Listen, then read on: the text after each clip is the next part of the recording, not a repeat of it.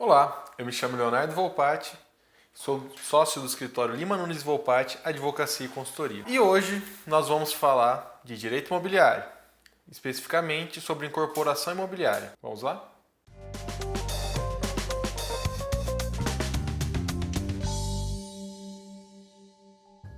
Pois bem, pessoal, muitas pessoas têm nos procurado para saber sobre seus direitos quando compram um imóvel na planta. Então, muitas famílias brasileiras, principalmente agora que há todo esse fenômeno das pessoas migrarem para as grandes cidades, as pessoas acabam morando em prédios.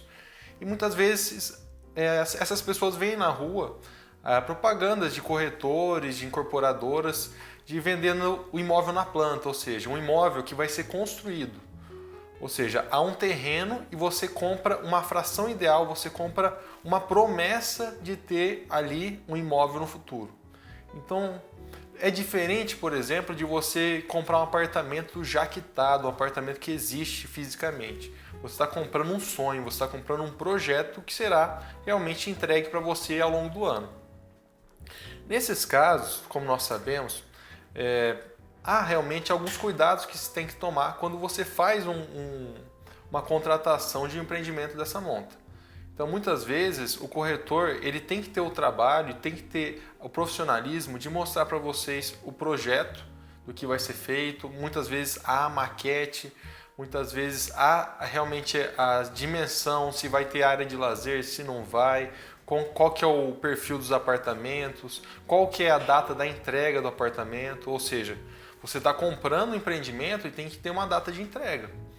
E com isso, a lei da incorporação imobiliária, que é a Lei 4.591 de 1964, ela regulamenta justamente essas relações para dar segurança tanto ao incorporador, que está realizando a obra, que está construindo, que está vendendo aquele produto final, que vai ser o apartamento, quanto ao comprador do imóvel, que é a pessoa física que compra para morar, que compra muitas vezes para investir. Nesses casos, a gente tem que tomar cuidado, principalmente com o chamado distrato imobiliário. Recentemente, nós tivemos uma modificação na legislação que tratava de incorporações imobiliárias, principalmente no que se refere ao distrato imobiliário. O que acontece? O distrato é o rompimento do contrato da promessa de compra e venda, ou seja, quando você vai comprar um imóvel na planta, você elabora e faz um contrato de promessa de compra e venda. Você está comprando algo para o futuro.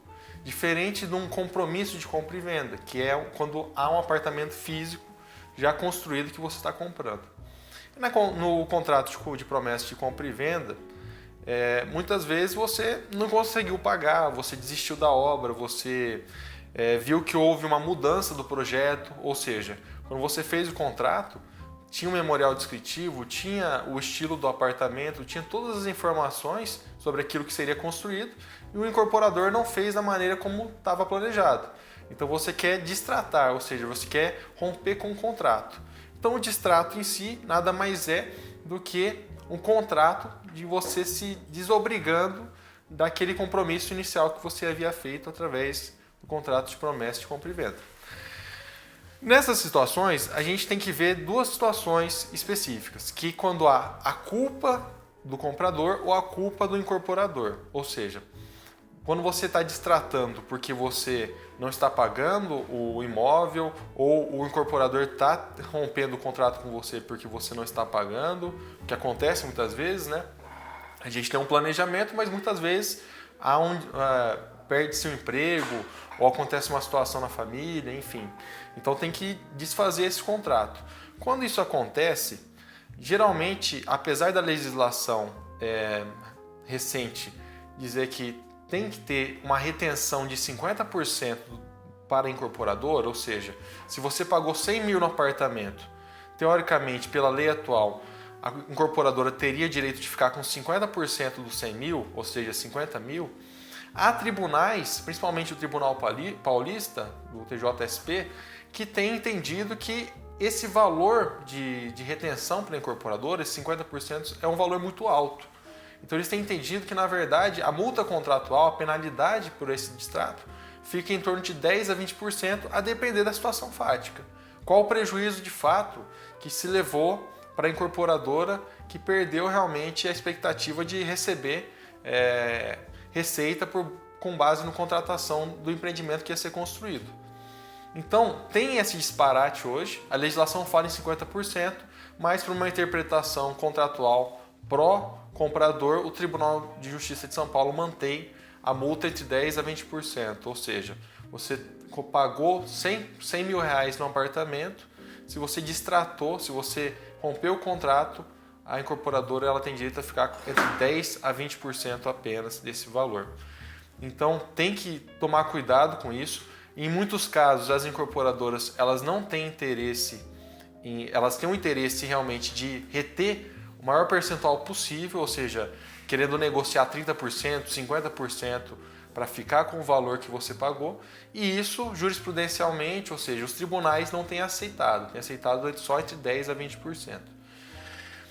Quando a culpa é da incorporadora, no caso especificamente quando há atraso de entrega de obras, ou quando o que foi contratado, o projeto que foi vendido não é o projeto que foi entregue, nesses casos específicos o comprador não tem culpa nenhuma.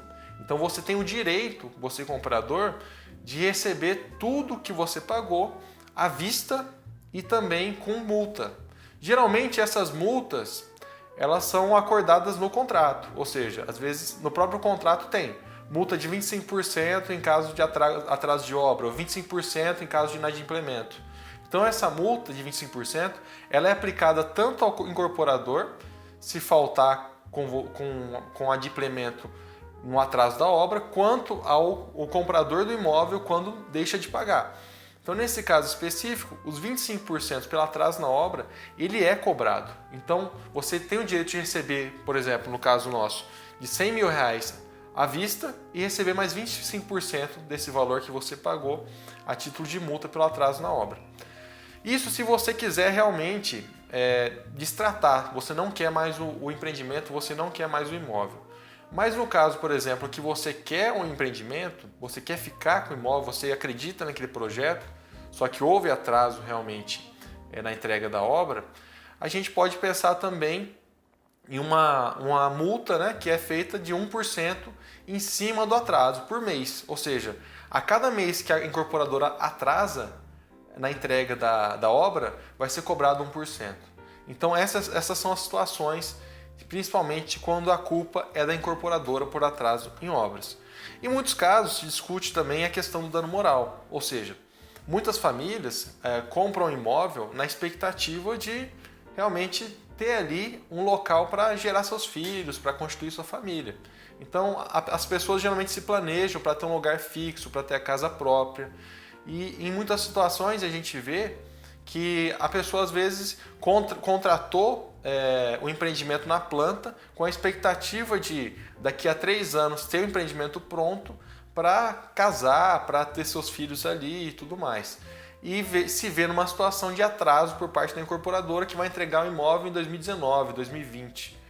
Então a pessoa às vezes pagou aluguéis em outro local, sendo que ele tem já pago um local para viver, uma casa própria que ele havia adquirido, um apartamento próprio que ele havia adquirido. Nesses casos, quando gera esse dano, esse ato ilícito, diante do abalo psicológico e diante do planejamento familiar, pode-se falar também em dano moral sobre a situação. Bom, pessoal, era isso que eu tinha de dizer hoje, principalmente em relação aos cuidados na compra do imóvel e no distrato imobiliário, quando você quer rescindir um contrato imobiliário. Então, o recado de sempre que nós damos é: acompanhe nosso canal, acompanhe nossos vídeos e curta esse vídeo. Um grande abraço.